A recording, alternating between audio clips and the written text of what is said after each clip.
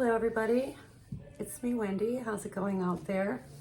For those of you who have never seen any of my videos before, just give you a little introduction that I was diagnosed with breast cancer on April Fool's Day of 2024 this year. More specifically, I have invasive ductal carcinoma and I'm triple positive. I won't really get into all that detail with you on the positivity and all that, but basically what it means is that there's a definite path that I have to take, which includes a lot of stuff, starting with chemotherapy, then surgery, then radiation. So if you have, a different type, if you're not triple positive, your outcome, for treatment plan may be different. So, I am currently on chemotherapy. I'm on the Tchp program, and that consists of 4 drugs once every 3 weeks, 6 times. I'm halfway through, happily, yay, yay me. I can't say that it's been easy, but what I can tell you is that I'm feeling really good. So with that being said, if you've been diagnosed, you can do this too, okay? I think it's just a matter of learning from your first experience through your treatment what kind of symptoms you're gonna have, then come up with a better plan of attack for the next round. And hopefully, you can find a way to manage through all that. Let's see. Initially, my first treatment was horrendous. Okay, I'm not gonna lie. I felt great on that day. I slept through the whole treatment. It's 6 hours long, but they give you meds that pretty much knock you out, Benadryl. So if you take a Benadryl pill, you know how you feel. Imagine it in an IV. So, with that being said, I don't really know what all transpired, but that night I felt great. The next day I felt wonderful. I'm like, yeah, man, this is no problem. This is easy. The next day, it kicked my butt, okay? We're talking headache, like a migraine and hangover combined, like the worst party night of your life, okay? And throw a flu in there too while you're at it, because that is what it's like. The headache was just awful. I had ice packs all over my head and it was just horrible. Nausea, very bad, but they do give you prescription meds for that, so take it before you get nauseous. Just start right away, don't waste time, don't wait, because what I've heard from other women is that they waited too long, and then by the time they're throwing up, it's kind of hard to play catch up. So immediately when I started to feel nauseous, I took the meds, and then I took it every 4 hours after that. They actually gave me 2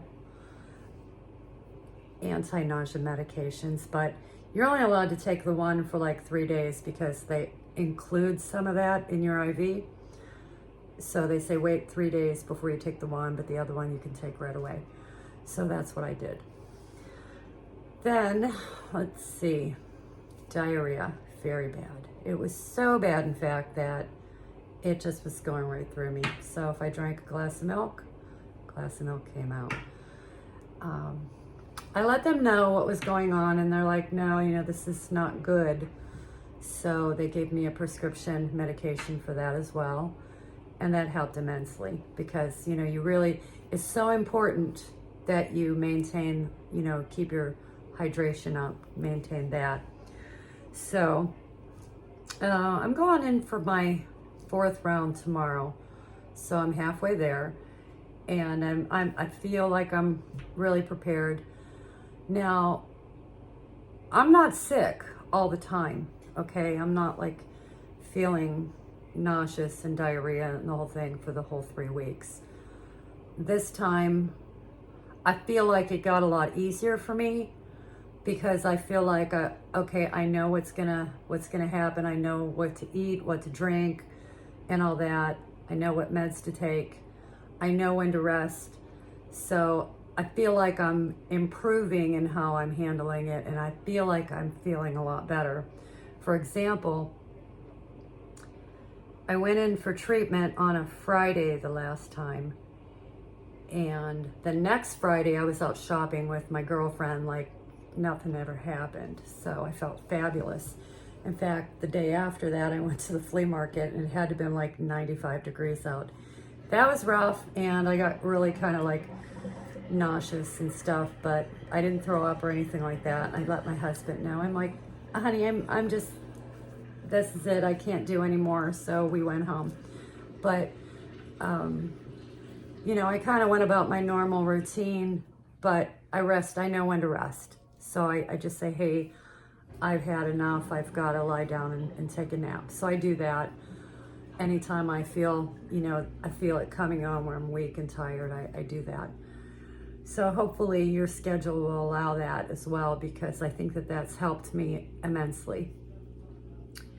Now, I was very underweight with my diagnosis. I weighed around 112 pounds. And my biggest fear, as well as the nutritionist and my oncologist, was, how much weight are we going to lose here? Because you can't eat, you know, if you're nauseous and you can't keep things down and so forth, how are you going to maintain your weight?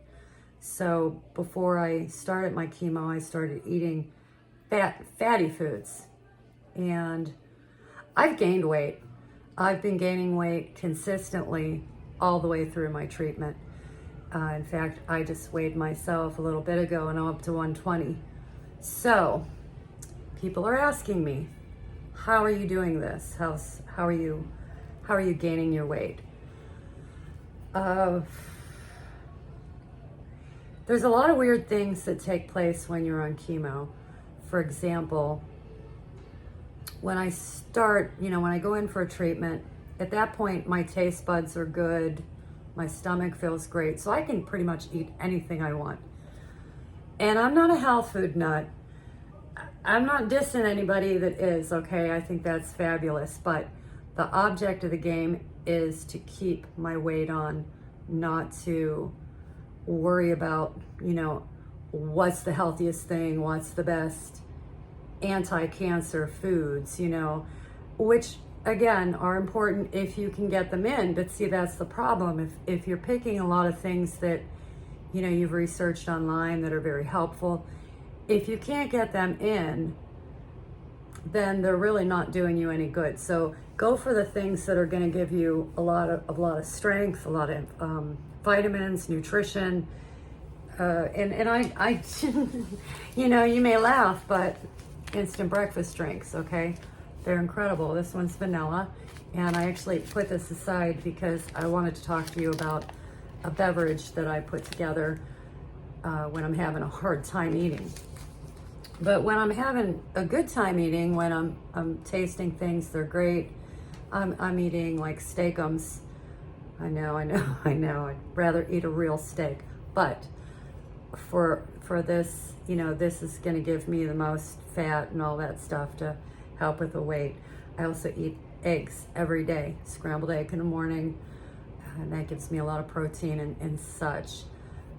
Fruits, I try to stay away from the acidic fruits because they really tend to upset my stomach. Now, once all those side effects start kicking in, and I'm nauseous, I have an upset stomach, everything starts to taste like metal, and they say it tastes like metal, but I'm not really tasting metal. I'm just tasting, I don't even know what, and it's indescribable as far as I'm concerned. I have trouble with minty toothpaste, so I have to like switch to one that's like bubble gum, because it literally will burn the inside of my mouth. Acidic drinks, acidic fruits, same thing. It'll just burn me right into my stomach, And of course, you know, you want to avoid anything that will upset your stomach, because then you're not going to be able to put anything in there. I have a hard time getting water in me. I really do at that point, because I don't know. It's just something about my stomach and the way it feels that even water is gross and disgusting, and it's just uncomfortable to drink it. So I do thick carnation instant breakfast drinks, and mostly chocolate. I have some chocolate, and I mix it in with milk. And it also seems to help settle my stomach, and it helps with the whole digestive system all the way through. It helps with the burning.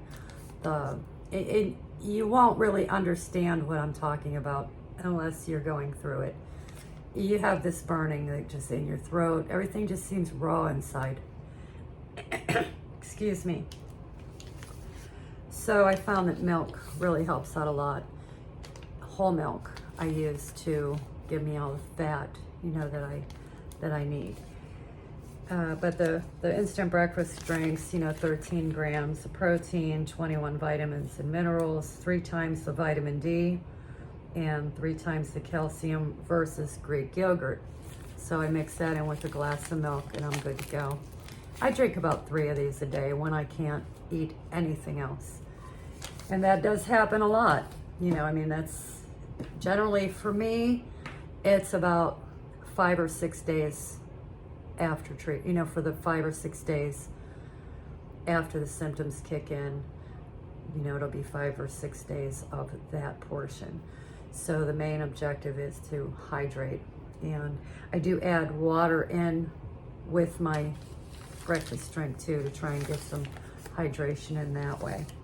Another thing I like to do is frozen fruit, okay? And I have a cup sitting here because I'm thawing it out right now, but it is a cherry berry mix, and it's just blueberries, strawberries, and cherries. I was making the drinks with, it was a raspberry combination, but it was very seedy, and I didn't like that at all. And it's just like you're trying to drink sand. So I use about a cup of this, and I use a vanilla instant breakfast drink, and I use part milk and part water, and then I put it in a sport bottle with the blender on it, and then I'm good to go. And I just kind of sip on that and try and get some water in me. Flavors seem so overwhelming to me for probably 2 of the 3 weeks that I'm in, you know, after my treatment, that I just can't really eat a lot of stuff. So trying to be proactive on the 3rd week has really helped, because at that point, like I said, my taste buds come back, things aren't tasting gross, my stomach is no longer upset, I'm not having the nausea, I'm not having any diarrhea issues. So at that point then, you know, I jump right back onto a high protein, high fat kind of diet, and I throw in my fruit. Make sure you eat a lot of bananas, because potassium is a real issue with your blood work. I found that bananas, or, you know, some kind of potassium supplements have really helped out with that to keep me balanced. But honestly, I feel great. You know, I really do. And I am still recovering from spine fusion surgery. So, you know, I'm trying to deal with a lot of that. And I think that honestly, the pain and discomfort from trying to recover from that is worse than a big portion of my chemo. But what I'm saying to you is that the one, you know, the 2 days after treatment for about that week, it's awful. I'm not going to sugarcoat it or anything like that. But what I am saying is that I have learned to manage it, and you can too. You just really need to listen to your body's signals. You know, what is it saying? What can you find that you can get in, and make notes. I've been journaling everything.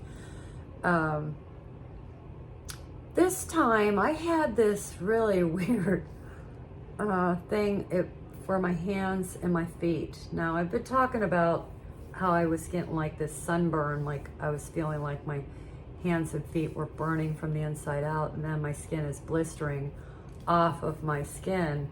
And I'm in a heal mode now, so I'm looking pretty good. But my toes and my fingertips got really super numb this time. And it was kind of really freaky because I hadn't experienced that before. And there's, I guess it's like a hand and foot kind of thing, neuropathy. But this time, because it happened on my second round, and then it happened again on this third round. But what got really freaky to me is my toes would just like cramp up, and they would do these weird bends, and my hands would kind of do that. It was just very bizarre. Now, I was told it was because I was that I needed hydration, but I had been getting hydration treatments at the hospital, and I had been drinking a lot of fluids at home. So I'm not sure really what the deal was with that. And I'm kind of like, oh man, I've got to go through that. It was very painful and hard to get everything like your toes and your fingers kind of straightened back out. And it was just very strange. But I'm ready. I'm feeling great. I really am. In fact, I'm planning on, we'll see, but I'm planning on after my treatment that night, we're having our community festival, and it runs, today's Thursday, so treatment's tomorrow on Friday, and it's a community festival that starts tonight, and it goes through till Saturday night. And my son laughed at me because he was asking me if I was planning on going to it, and I said, oh yeah, I'm pretty sure I'm gonna go because I shouldn't be sick until Sunday. I'm gonna be sick on Sunday, so I'll be fine. And he's like, Mom, what are you doing? Are you like scheduling in your chemo sickness? And I had to laugh about it because, you know, I'm sure that to an outsider, it sounds like that's what I'm doing, but really it's just because I've been journaling what's been going on. I can see that, you know, that's when in the past I have started to feel bad. So I'm hoping that it's going to be the same this time, so I'll be able to enjoy, you know, those things. So I'm planning on Friday night going to the fair and watching the fireworks show, and then the next day I'm planning on the parade and going back to the fair with our 8-year-old granddaughter and doing all that with her, following her around while she goes on all the rides and whatnot. So I'm crossing my fingers that I do not get sick until Sunday, and hopefully I don't get sick at all. I mean, that would be the best thing ever. But I know there's light at the end of the tunnel, and as long as I, you know, do the things that I have been doing, I hope that I'll get through that quickly. So I guess that's all I really wanted to talk about. But I'm trying to just take this one step at a time. You know, people say to me, how are you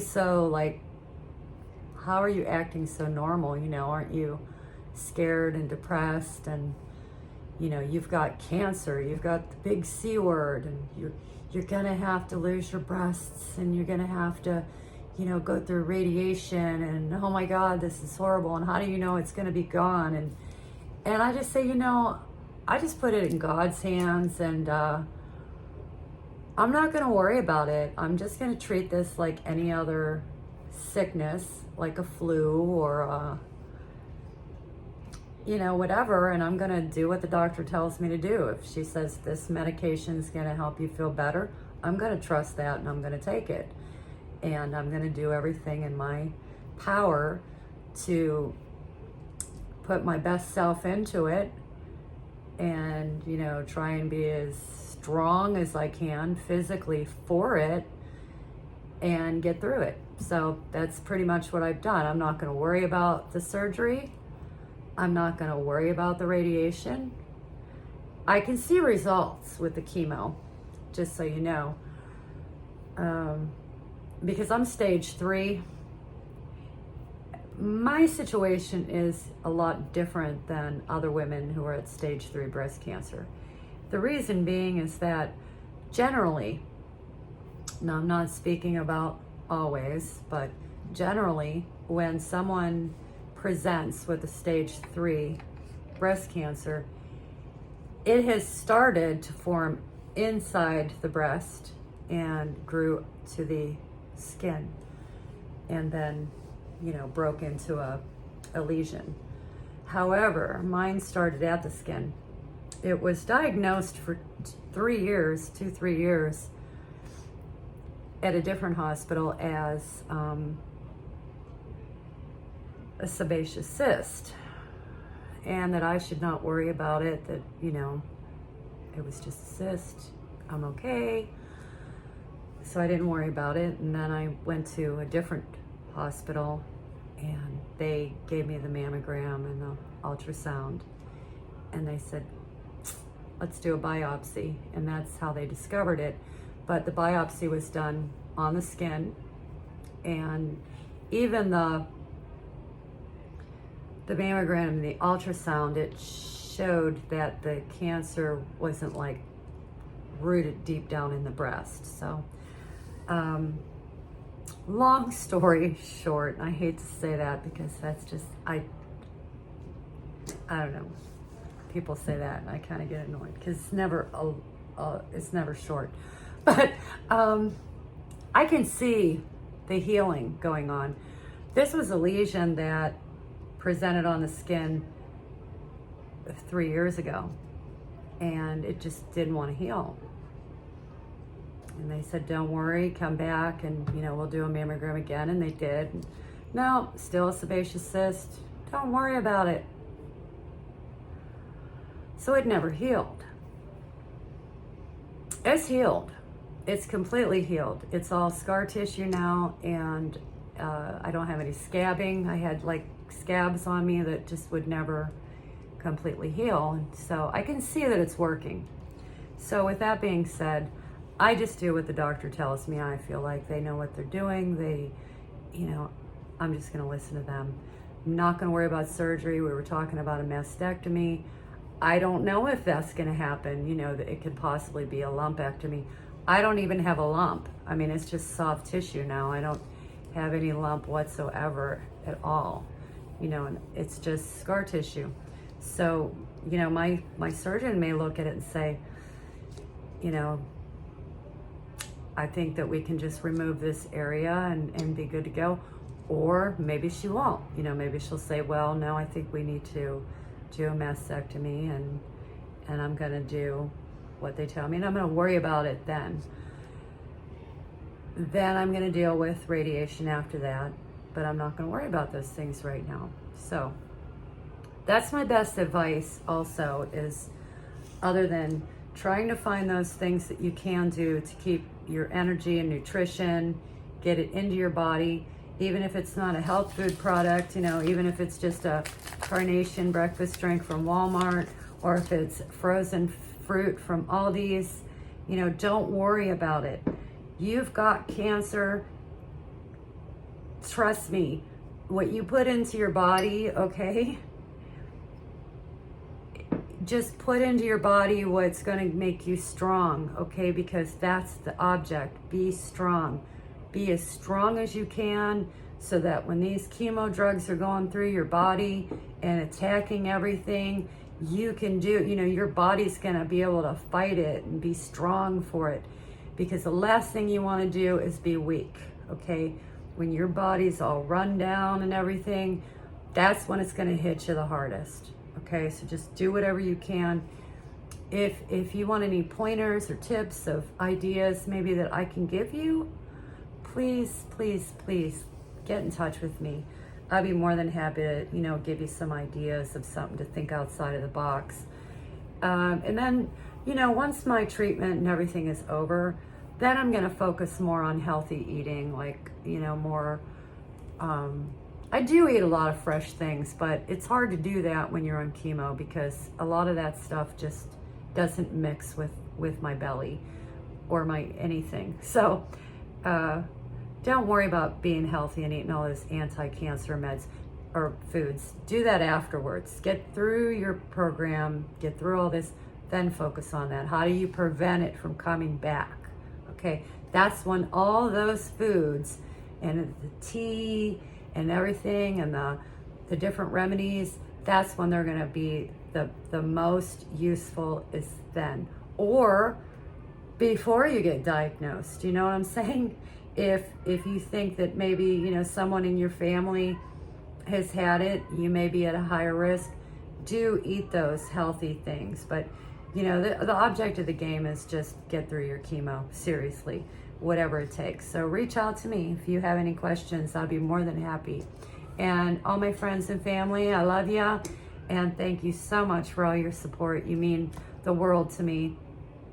I couldn't do it without you. I really couldn't. Just the check-ins on the text messages and the phone calls and, you know, the drop-ins to visit with me. And especially the ones that are like, can I come over? And I could just be real and go, you know, I'm just not really feeling up to it. And they're cool with that. You know, they're like, okay, we get it. We understand. I'll check back in, see how you're doing tomorrow, you know. So thanks so much for everything. And I'm sending out all kinds of love to everyone out there listening. Thank you so much. And if you're going through the same thing, I'm sending out my prayers to you that you can do this. You can do this. You got this. I know you don't want to hear that, but just trust and believe that you are not alone, and reach out. Okay, I rambled on long enough. You have a great day, and thanks so much for tuning in. If you like this video, click like. Please subscribe to my channel. It would be really, it just sends love my way when you do that. So you guys take care. I'm gonna try and update you all this weekend, let you know how my 4th round went, okay? I'll talk to you soon. Bye.